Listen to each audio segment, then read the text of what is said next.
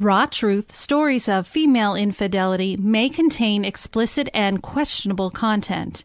The views and opinions expressed in this podcast are those of the individual podcaster Rebecca Adams and are not based on the advice of a licensed therapist, psychologist, or psychiatrist. Listener discretion is strongly advised.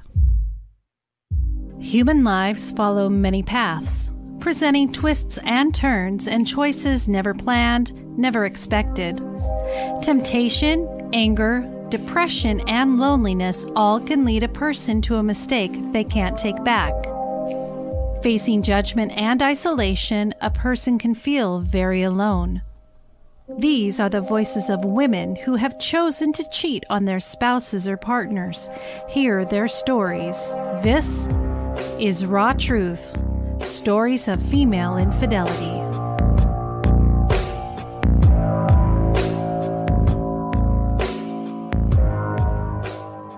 Hello everybody, this is Rebecca.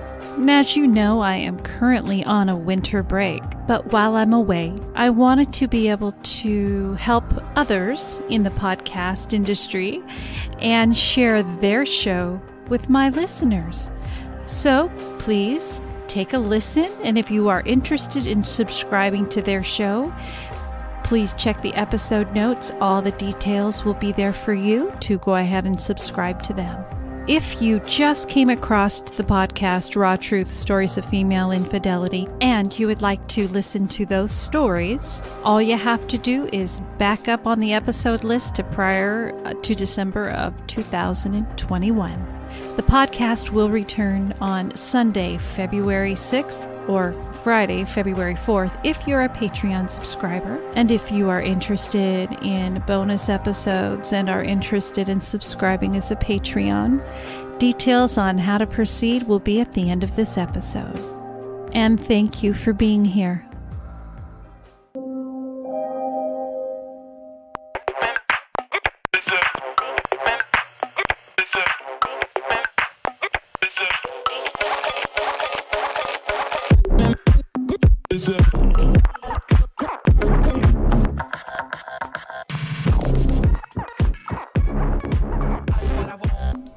I'd like to dedicate this song to my dear friend Colin Murphy.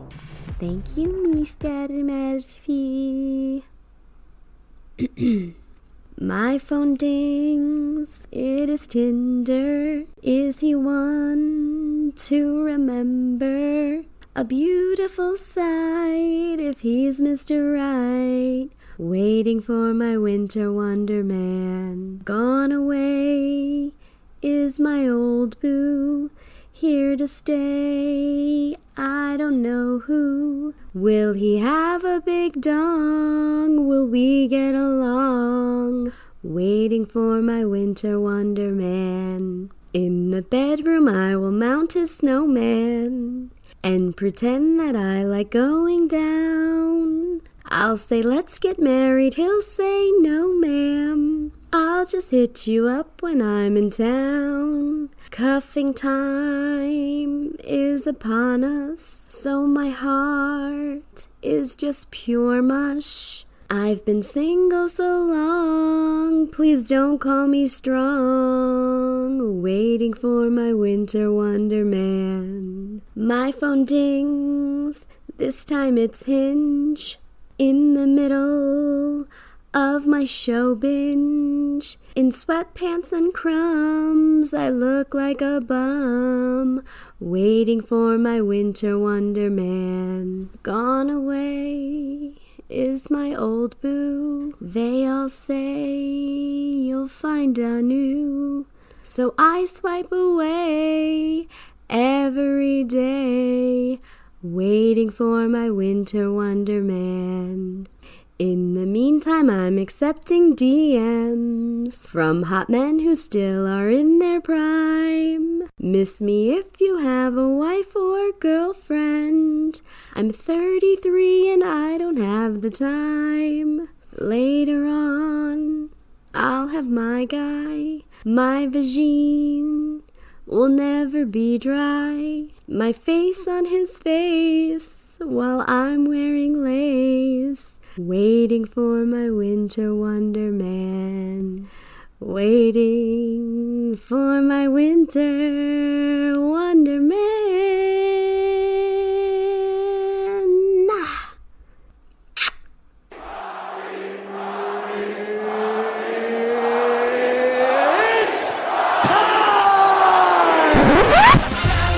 Time for Duh. Rocky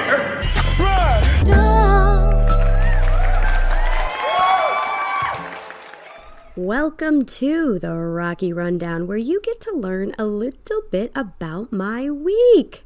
Party God Squad, did you have a good week? Here's hoping, baby. I started my week in Jamaica celebrating my girl Kara's birthday and ended my week celebrating her and my other sweet mama Katie's joint birthday at Brooklyn Bowl 90s night. The two of them celebrate their birthdays together and it is just the best. My friend group is amazing, man. Now I'm just talking to you, the gang. We wrecked that dance floor last night. Everyone wanted a piece of our energy and our vibe, and you know it's true. Party God Squad, I'm not saying this to be cocky. I'm telling you this because if your friend group doesn't ignite electricity in your soul or doesn't leave you charged up like a battery pack going to Mars, get better friends. Find your vibrational tribe. It's the fountain of youth. May we always be the most righteous chuggies on the dance floor. When I was in Jamaica earlier this week, I was alone by the pool on my computer at night and I could see the ocean. I so badly wanted to walk over there and smoke my joint and watch the waves crash alone. And then I remembered, bitch, Kim Kardashian got robbed at gunpoint in her own room in a luxury hotel in Paris, France. We ain't safe, people. You gotta watch out for yourself. Thank God I'm half black. My white side was really pulling a intro to every missing person show ever, trying to get me over to that water. The sister in me one hand it, no sir. Thank you, Queen, for keeping the duality of my identity and body safe. Alone in another country. As a thank you, I promise to stop suggesting to my friends that we go on camping trips. You know what I wish they'd invent? An electric fence, but for humans who have no business going into Chipotle multiple times a week. I'm a human who went to Chipotle multiple times this week. Nothing harsh, just a zap. Enough to turn you around. The future is bright, though. They got Keurigs for weed, goddammit. Last night I stuffed a raw cone with weed from a plastic baggie at 3 a.m. in the backseat of my friend's truck. So this innovation in marijuana is on my wish list. A Keurig for weed. And people say civilization is crumbling. I'd like to give a special shout out to my friend Coco, aka Courtney, and her happy relationship. She's someone I've been friends with for 12 and a half years. She's my neighbor, and she looks out for me, and vice versa, of course. Friday night, we're sitting on couchy. That's my couch. We're having laughs. We're having a wine night, and we start talking about a mutual friend from college. And I said, yeah, I like them, but it's weird. They don't follow me back on Instagram. And she said, oh my God, really? Let me see if they follow me. And then she pulled up their Instagram, looked me dead in my eyes, and said, how do I see if they follow me? She said that with a pure heart and all the sincerity in the world. If you are our age and don't know how to stalk on Instagram, you got a happy relationship, people. Keep on trucking, Courtney and Andy. Keep on trucking. That brings us to Rocky's highest thoughts, my most stoned thoughts of the week. This week, it was a high action with very little thought. I want to start this by saying I'm no role model, and I don't aim to be. I don't advise anyone to do as I do, only to be entertained by me. And let's face it, are you not entertained? I uxnay Eadway out of Jamaica J, because I would have rather been detained in Antigua Bay than live without that Jamaican good. I'm a mule. Sorry, Yule May. Today is episode 54. It's also the final episode of Season 1 of Wild Nights with Rocky Powell.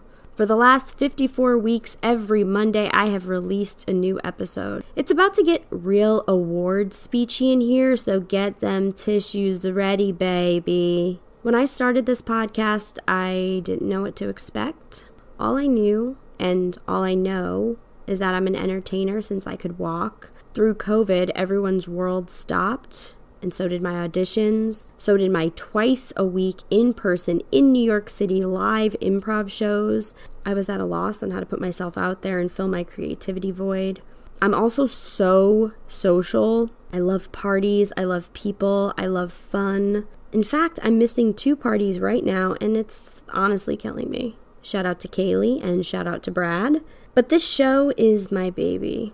She's been my priority for a little over a year, and every week I've done everything I can to make sure Wild Nights feels the love I have for her. I've sat at my computer for hours a day, networking, recording, editing, emailing, just trying to get my show out there. And even with all the hard work I've put in and all the alone time I've spent getting her off the ground, I could not have done this without my amazing support system.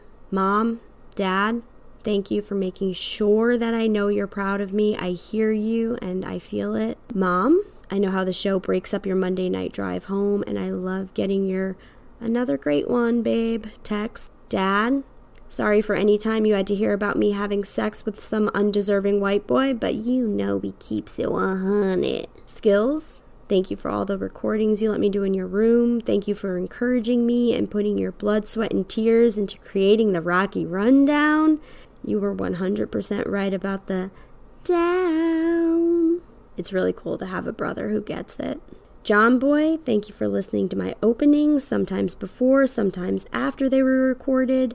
Thank you for putting up with me doing interviews in the kitchen. Thank you for doing the cover photo. I can't wait to use your eye in the future. My family for listening, all of your unprompted texts just letting me know you listened and things you liked about the episodes, and it just really reassured me that I have something great here and you aren't just listening out of obligation. And for all the Sundays we've spent together where I get to sit around my family while everyone's hanging out and having a good time, and everyone lets me edit because you know I want to be a part of the mix, but I also have to get my work done. I get FOMO, so I like to be in the mix. Kaylee girl, for all your podcast wisdom. I love that we both share this passion, and I love you. To all my friends who let me share our wild nights, thank you for listening as well as helping make the memories. Thanks for the text with the pictures of your Spotify Wrapped showing me that I was your #1 podcast. If I had just received one screenshot from one of you, that would have been enough, but from all the girls, it means the whole world. To every guest who shared their time and their stories, I hope you had as much fun as I did. A lot of you didn't even know me, and you just took a chance on doing my show, and I'll never forget it, and you definitely have a friend in me. Some podcasts I'd like to shout out. And since we are on a break until January, if you've listened to all my episodes and you need to start a new podcast, any of these will quench that thirst. These are podcasts who've not only become podcasts I enjoy listening to, but friends of mine, and they've been super supportive to me throughout my first year. Underrated, Social Animals, Drinkin' and Dishin', Impolite Society, The Hot Mess Comedy Hour, The Manic Pixie Weirdo, Random Convos from the Couch, Jake and the Dingus, Decaying with the Boys, Reinvention Rebels, and last but not least, my podcast bestie Corey Easley, host of Corey Has a Podcast. Corey, thank you so much for constantly lifting me up and for the shout outs. I am so grateful for the way our friendship has grown this year. Such a pleasant surprise. And listen to me, I am always rooting for you. I love seeing you win, so keep it up. Apologies if I forgot anyone, and I just want to say that the indie podcast community, especially on Twitter, is the absolute best. And last but not least, the Party God Squad. Wow. You are amazing. I cannot wait to deliver more content. Thank you for sharing. Thank you for writing reviews and listening each and every week. I am beside myself, and you've loved my poems and my stories and my songs, and there is no Wild Nights without the Party God Squad, so rage on, baby. You can feel free to write me an email if you have something to say, wildnightswithrocky@gmail.com. I would love to hear from you. To anyone who may want to follow a less conventional, more creative path, or any path that lights a fire under you, do it. This feels unreal, and I've never felt more like myself in my entire life. You can feel this way too if you just follow what you love. It's hard, but it's also that easy. And before you know it, a year will go by and you'll have a lot to show for it. So just do it. Oh, and Lil Rocky, it's all worth it. And it'll all continue to be worth it. Fan that fire, baby girl. It is only the beginning. My guest this week is the motherfucking queen of queens, Suni Reyes. Comedian, actress, improviser, writer, stand-up. Her wild word was Mary Jane, and you know I'm Rick James, bitch. 'Cause I'm in love with Mary Jane. She's my main thing. So Suni came to the right place to tell her wild night story. Because it's the season finale, that is all the more reason to like and to share and to subscribe to the podcast. You can follow me on TikTok and Instagram at Wild Nights with Rocky, on Twitter at Wild Nights Pod. If you haven't done so already, write me a review. It changes the game and it really helps me out. If you want to see extended interviews with all of my guests, they are on YouTube, so please subscribe there as well. If you have a favorite episode while we're on our little break, share it and tag me. I will 100% reshare it. If you can, tell one friend about the show who doesn't listen, and let's grow the Party God Squad, baby. I'm coming in hot for season 2 with a monster guest, and I'm ending season 1 with a monster guest as well. So please, enjoy my Wild Nights conversation with the one, the only, Suni Reyes. Suni, welcome. Thank you for doing the podcast. Thank you for having me. I'm very excited because you are just such a bright light. And I feel like you and I have been orbiting around each other in the comedy community for very many years now, but we've never really had a one-on-one hang. Venus and Mars energy, baby. Yes. So I'm so honored to have you on the show. And you are the season finale of season 1. So this is so survived. We survived, baby. So this is so exciting. How are you feeling winding up going into the new year? Please, 2022, get here. I cannot wait for 2022 to get here any quicker. I'm so ready. You know what I mean? Like, it's just, I don't know. Everything is a blur, but I'm ready for 2022. I think I am too. I wish I'm a big person. I like to relax a lot. I haven't been able to relax in December. It's been so hectic so far. Yes, same. So I'm looking forward to January so I can just roll up on my couch with a little bit of Mary Jane. Okay. So Suni's wild word was Mary Jane. I already know I'm going to love where this story is going. So the floor is yours. Give us your wild night story, Mary Jane. Honestly, let me disclaimer out there. I haven't had a real wild night in like decades. I'm a mom, so it's the wild nights of cleaning and cooking. That wild in a while. But a few years ago, the day turned into a wild night. Okay. I live in Queens. Near my neighborhood, there was a fellow comedian that used to live very close to me. And we used to like bump into each other. Sometimes when I'm walking my dog, like it was just very casual, whatever. Yeah. And then we were put on the same sketch team and we got a little bit closer. There was this one day right before I was going to pick up my son from school. I was walking my dog and I bumped into him and he's like, "Hey, Sudi, what's up?" I'm running late to pick up my son from school. Yeah. "Oh yeah, no worries. How's everything going?" I'm like, "I'm just tired and stressed and exhausted." Like, someone asks you how you do and you should not say any of these things. Yeah.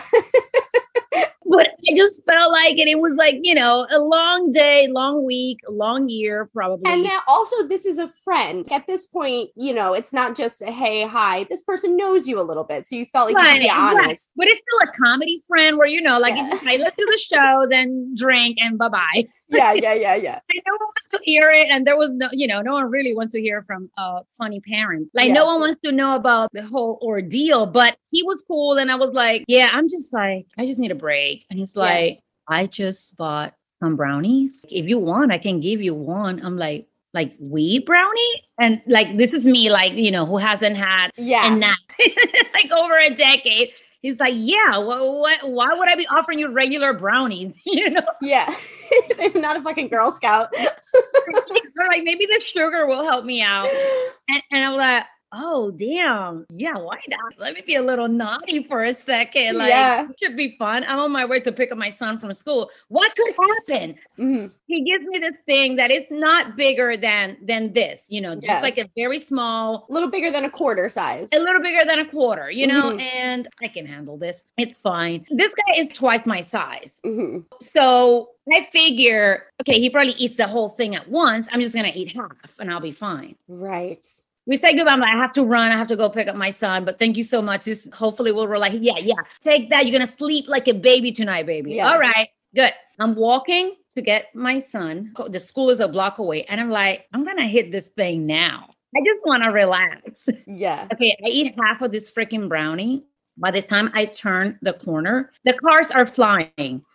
Everything is in the air. The noises are paranoid me. Someone is after me. Run. I start literally freaking out immediately. But yeah, because I hadn't had lunch. Right. I spent all day doing laundry, running around the city, running errands, came back to walk the dog and go get the kid. And I had not had lunch. So the brownie in my head was like, also like, oh, I'm having a little snack to pick me up, until I make lunch. No, Suni, this is not a regular brownie. You are going to die. I literally thought I was going to die. I made it to the gate to pick up my son. And I'm just like, let's go. Yeah, mommy needs to go. We just have to go right now. And this was one block? It made one block.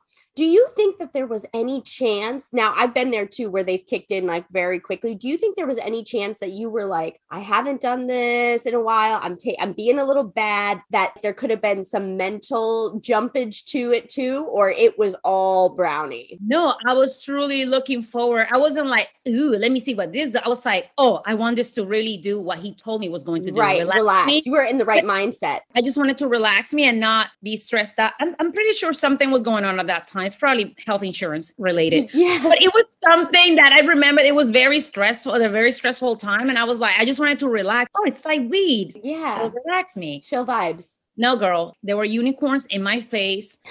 Every noise was truly, it was like a hazard. It was like, danger. I grabbed my son's hand so tight. And I was like, let's go. He's like, are you okay? Yeah.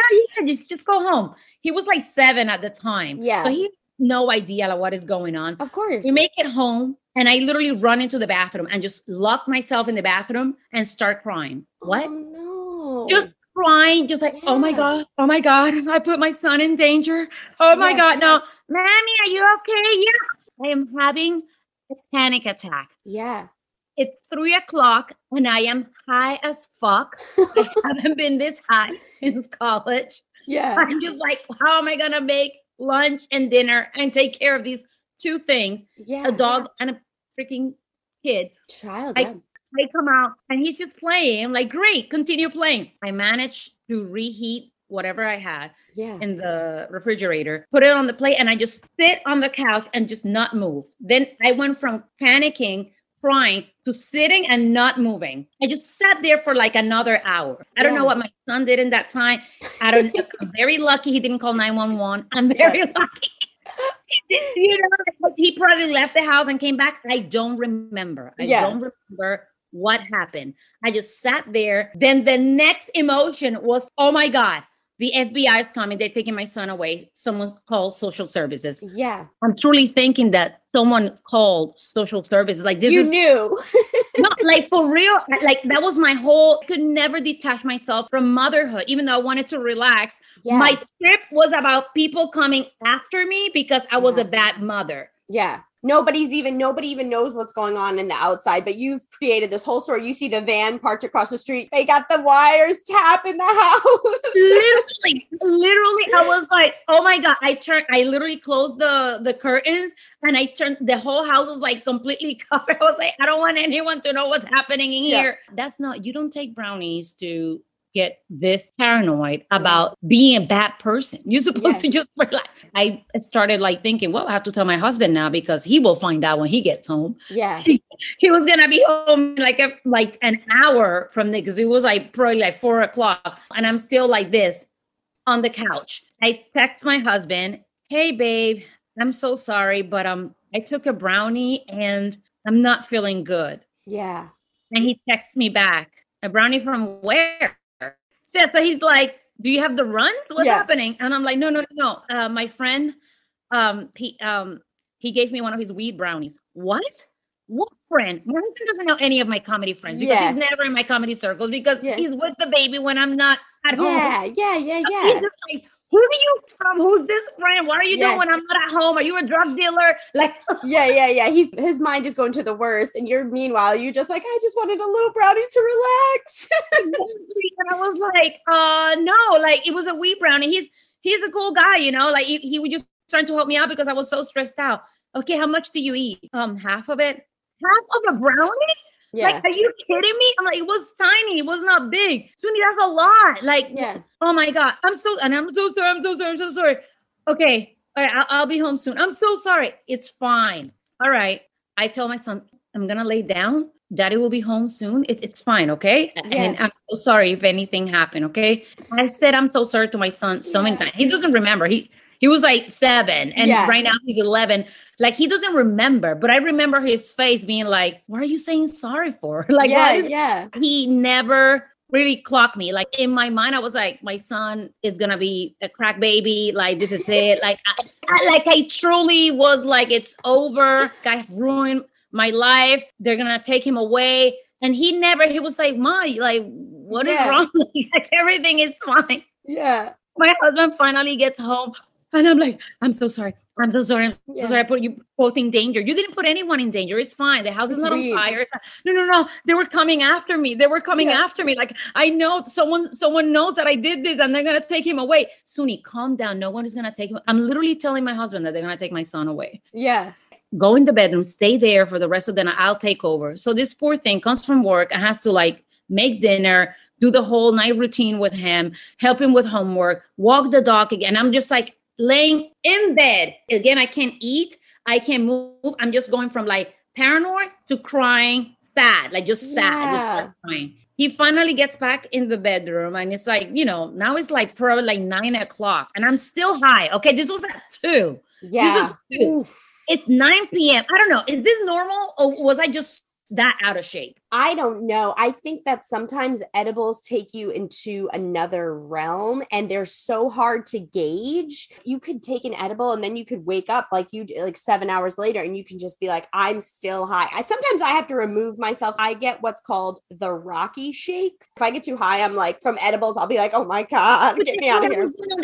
I was like shaking and I couldn't control it. I was like, what is going on? Like when I took Brownies in, you know, college, I don't remember being like, it was like, well, first of all, I took them at night. So I don't know, you know, that whole thing of like seeing the daylight and then going into nighttime really fucked me over because it fucks with your mind. You know, you're like in daylight, there's so many noises. And then I'm sure I closed the curtains. I didn't want to know anything about the outside world. Yeah, you're just having this own thing. So he got into bed around 9 and you're still feeling it. Right. Now it's coming. It's like, it's a little bit like, you know, coming down. And I started laughing hysterically, cracking up. That was so funny. Yeah. I will never do it again, but that was really funny, right? And he's like, literally just straight face. Yeah, you're done?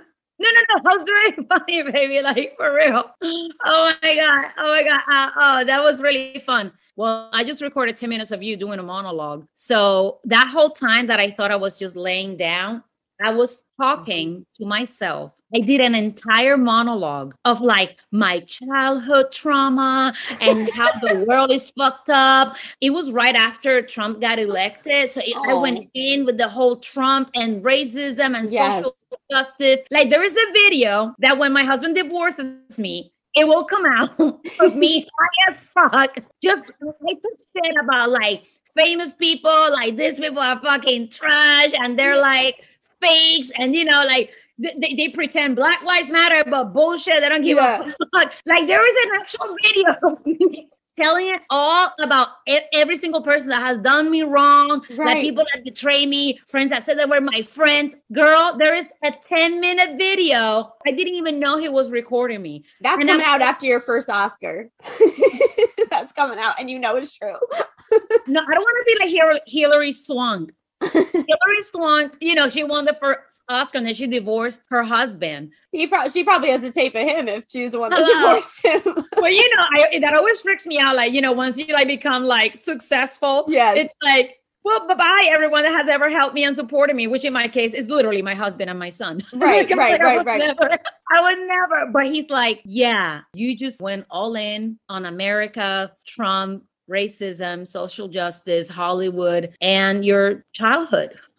Yeah. So you probably made a lot of great points, honestly. Like the laughing came from like, because I let whatever was in my subconscious, I let it all out. Yeah. Somehow I could not believe. I was like, don't you ever? You have to send that to me immediately and erase it. He's like, no. So I don't have a copy of it. It's on his phone. Okay. And God help me. Like if I, you know, when I make it, like, you know, he's going to blackmail me. I know for a fact I'm going to have to pay some sort of money for this video. Hopefully no one will ever see it. And if you do, oh, well, I'm already rich and famous. So what are you going to do? Oh, well. Try and cancel her, people. It ain't happening. Not today, not tomorrow, not the next day. Once I was like done, I just texted my friend. I was like, hey, bro, that fucked me up. That was not. He's like, what? How much did you take? I'm like, half of it. What? I'm like, okay, everyone with the what and a half. He's like, no, I only take a little pieces, like little bites here. And I'm like, where the fuck did you buy this? Like, who's making? Because now they make them like tiny and potent. Is that like, he was like, no, they're smaller they have, the more concentrated they are, you know, take it bye. And I'm blah, blah. And I'm like, and this guy is like, I'm telling you, twice my size. Yeah. And he takes little bites. And I took half of it. And he takes the little bites. Yeah. So, you know, going back, trying to find like a wild night, I was like, yeah, those nights don't mean anything to me. I know. Because they involve like, they involve ex-boyfriends that are fucking trash. So I don't want to talk about them and give them time, you know? No, this story was perfect. First and foremost, I'm so glad that everything ended up working out. It's so good that you had your support system, like you had your husband to come home, because that could have been a way different night. You know what I mean? You're able to like laugh about it now. Imagine if he wasn't home and then you had your son home alone with you, you know? If I would have done it the day before or the day after, it would have been over because my husband works. At that time, he was a bartender. Like we raised a kid on tips and gigs, honey. Yes. And he was working overnight, but that night he was actually doing a day gig. So he was able to come home, you know, in the afternoon. But it would have been truly fucked. I would have called 911 on myself. Yeah. I would have been like, come arrest me. It's over. Yeah. Please take care of my son. And I'm so sorry. I'm so sorry. Since that day, have you ever touched edibles? No, there's no brownie near this house. Not good ones, bad ones, unicorn ones. It doesn't matter. I do not. No, it's not happening. I haven't done weed ever since. Yeah. It's kind of sad because I don't know, like weed is fun. And like, you know, like I have a CBD oil. I get really bad cramps. Like it's really bad. So CBD I'll do, you know, but like I stay away from the THC and couldn't do it. Like it was traumatizing. And I don't think I'll ever do an edible ever again. I don't blame you. When it hits you that hard, I mean, I can't even imagine to take a bite of it. And then when you turn a corner, you're already feeling it. That's some strong shit. And then when I hear this guy that is over 200 pounds telling me he only takes a little bite, like a corner, you know what I mean? Yeah. Like, I'm like, oh, I OD on this brownie. Like, that's amazing. Well, that really was truly, it was a wild day turned wild night. I just pictured the two of you like running into each other like a week later and him just being like, hey, Suni. And you'd be like, don't talk to me. He laughed so hard. He made fun of me all the time. Like he was just like, oh, you want a brownie? You want a brownie? Ooh, look out. He called me something dangerous mama or something mama, like party mom. It was okay, party mom is here. And I'm like, shut up. I just wanted to relax. Yeah, meanwhile, you're like the most with it mom, and then you just have this one day and that turns your whole reputation upside down. Well, Right. other than being a party mom, you have a pretty great reputation as a comedian and as an actress. You've been on Nora from Queens, you've been on Billions, you have a hysterical comedy reel, you're a hysterical stand-up comedian. I wanted to ask you, because you book, baby, you're a booker. I work very hard, and it's been a lot of years without any bookings thanks to the pandemic and others. So I've been working hard for over a decade, and thank God some things have fallen on my lap and go my way, but a lot of thousands of things have not, and we're still here. And that's what people don't realize. There's so many people who get defeated after 2 or 3 no's. And I always say, this is the industry that you've chosen to be in. So you got to take the no's with the one yes, and the no's, thousands of no's. Otherwise, if you feel like you can't handle the no's, then this is not the path for you. But you get some pretty good yeses and you get your name out there. How do you feel now that we are in this kind of Zoom audition and Blue Jean audition rooms? How do you feel as a New Yorker not being able to go do in-person auditions anymore, but still being in the heart of it? I honestly don't miss it because, honey, that hustle of me getting out of Queens, going into the city to do a couple of auditions, sometimes it was 2 or 3 in one day, and then coming back again to get my son from school. Yeah, you have that extra element of a child. Yeah, going into rehearsal and then doing shows at night. Like I will be on the go nonstop. Like sometimes I will forget to eat. I didn't have time to shower. When I got home, I would be like so tired. It would be like 3 days. Oh, I haven't showered. Great. Like it was truly exhausting, and I couldn't stop the train because I knew if I didn't get on that train of the hustle of auditioning and keep doing the other things, I would have not gotten the few things that I was able to gather, the few wins, because it's that big of a competition out there. The numbers are insane of how many people audition for the one spot. Yeah. So you have to, so the audition is an opportunity to just put yourself in front of the people, in front of the right people, so they remember you for something else, even if you don't book this one. So being at home now and being able to do it from home, it has been honestly a blessing. I went back in last week, was my first audition back in the room. Yeah. And I felt so weird. You're looking at my legs. Like I'm wearing pants. Yeah. Like I was like, ew, like they're looking at my body, because I forgot how to act with my legs. Like I was standing like a little kangaroo. Like I literally forgot how my legs worked. Right. And it's also this interesting evolution because now because we can do everything virtually, everybody in New York and LA, where those used to be the 2 places where you'd have to go to quote unquote make it, now that's not the case. So where it is beneficial to us as New Yorkers to be able to audition from home, everybody from every town across the US who maybe has a little glimmer of talent can also be thrown into those numbers. There you go. Exactly. So now the competition is even higher than what it was before, exactly because of that. Yeah. And then you add on to that the Instagram and TikTok stars that didn't go the route a lot of us had to go, which was a legit, like you had to train and you had to put in the work in the rooms and you had to, really take classes and study the craft. It is a whole amalgamation of people from all sides and all places. It's been hard because I haven't had, like, unfortunately, the past since 2019, it has been, there's no bookings. Like there's no bookings. Before the pandemic, I was exactly where I was supposed to be after working so hard for a decade. Like, okay, now my name is kind of like the casting directors can't remember my name and who I am. And then the pandemic happened and it all crumbled down. Who is she? What's going on? Like everything was like everything erased. All the hard work was erased. It felt like I had to start. That's how it's feeling, right? Like I'm starting over again. I'm at home. I'm not hustling in the train, on the train back and forth, worrying about how I walk into a room. But here we are with less bookings because it's that many people now. Yeah.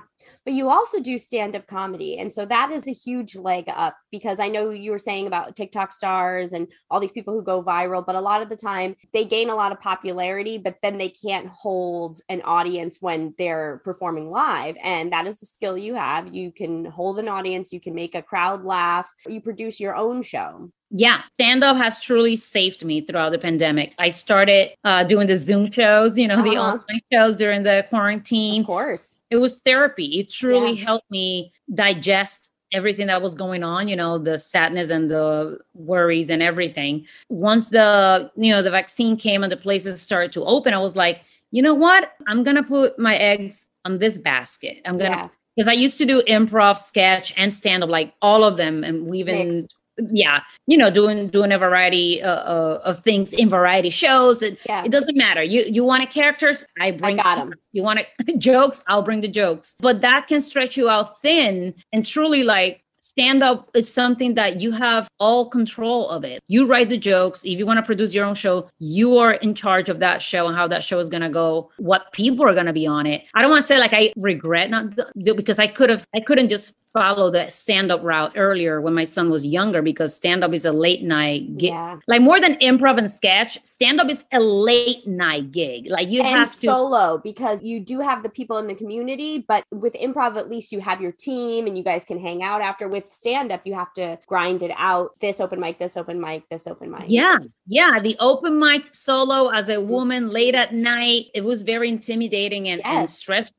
I did it for a little bit and I would come home and cry because the jokes were so misogynistic. No one gave a fuck about, you being a mother. Like now, finally, there are actual famous comedian moms out there. Like it used to be like no funny woman could talk about their kid or their child that they were a mother. And now you see like every famous person that has a kid is just talking about it. And it's like, it's awesome. Fun. When I started it over a decade ago, it was like, what? Yeah. Why are you not talking about dick and pussy? Like, I'm like, I still can talk about dick and pussy, but like, I'm multifaceted. Okay.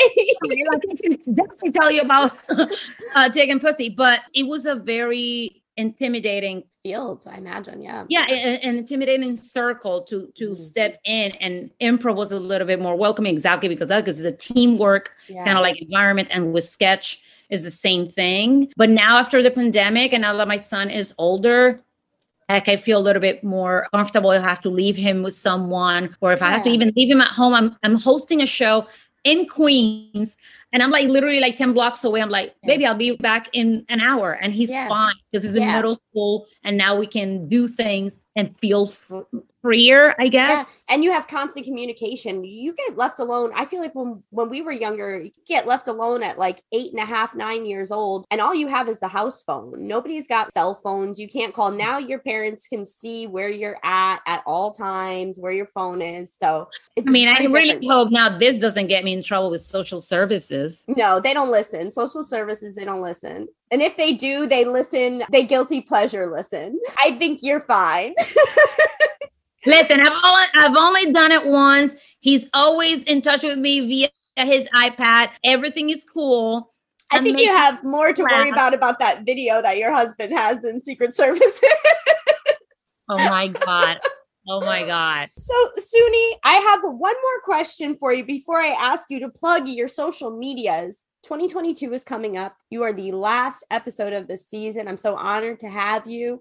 And I just want to know, what are your goals? What are you looking forward to? What do you see yourself in a year from now? Where do you see yourself career-wise? OMG, like I want to have like a freaking TV special, do like a late night, bring my jokes to a late night show. Yeah. That's like dream of mine. After working this past 2 years, I've been fully dedicated to my stand-up grind and working those jokes. Yeah, like having my jokes being showcased on a late night show. I've been working really hard this past 2 years on my jokes and doing stand-up full time. Yes. So I would love to see the fruits of that labor next year. And I think that's going to happen. And I'm also writing my own pilot. So congratulations. Right? Like that is so hard. It's such a big accomplishment. People don't understand how hard it is to write a pilot.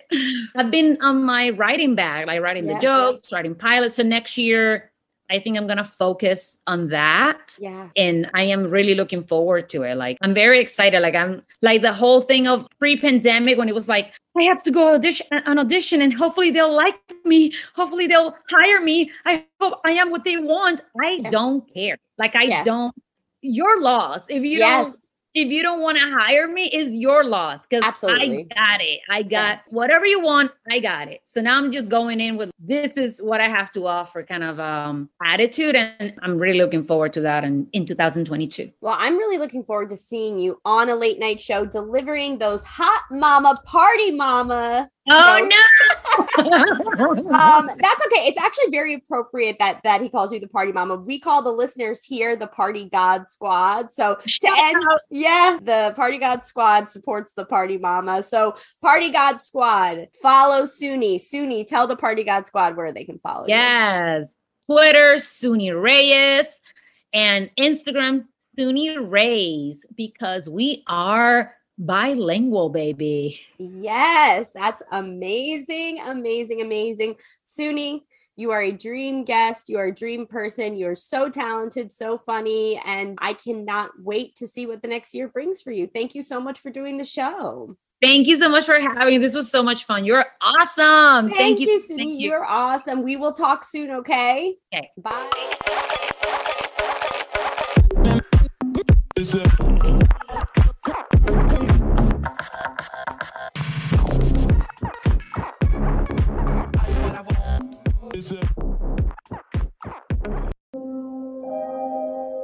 You have been listening to Raw Truth Stories of Female Infidelity.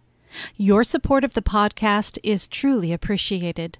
Be sure to visit my website at rawtruthstoriesoffemaleinfidelity.com to access story guides, subscribe to Patreon for bonus episode of the men's side of female infidelity, and to vote for this podcast to be in the Hot 50 Countdown for Podcast Magazine. To submit your story for the show, share feedback, or if you have a Let's Ponder suggestion, please email it to rebecca.rawtruth@gmail.com or send by snail mail to Rebecca Adams, P.O. Box 821064, Vancouver, Washington 98682. Every story is always anonymous. If you listen on Apple Podcasts, please rate and review the show. Raw Truth Stories of Female Infidelity is produced and edited by Rebecca Adams. You can follow the show on Facebook at Raw Truth Stories of Female Infidelity, on Instagram at Podcast Raw Truth, and on Twitter at Raw Female. Thank you again. And be kind to one another. Be kind to yourself. And always remember, no judgment. Goodbye.